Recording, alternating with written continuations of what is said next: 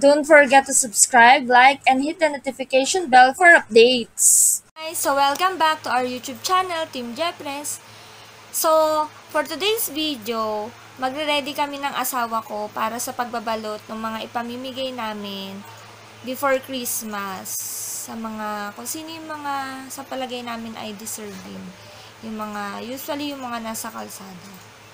So, ito ay pasasalamat na rin namin para sa, na despite of this pandemic, dahil sa COVID-19, still we are blessed. And, syempre, ang ano ko kasi lagi, it's better to give than to receive. So, much better na tayo yung nagbibigay kaysa yung tayo yung tumatanggap. And of course, i-share natin lahat ng blessings na meron tayo.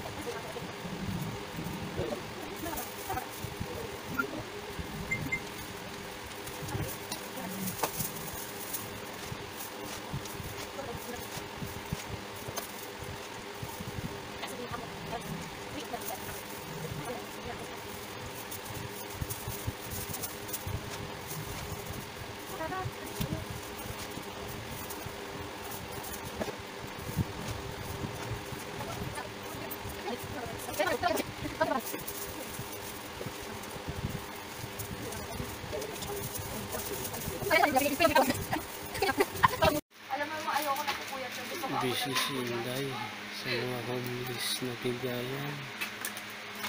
Ayan, dami regalo.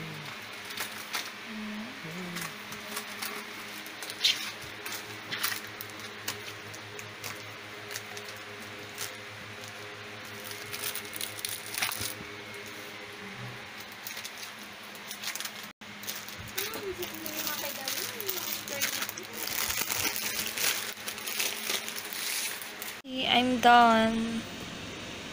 Ilalagay ko na lang sa eco bag ng Ilawi. Naka 20 kami. Ay, salamat.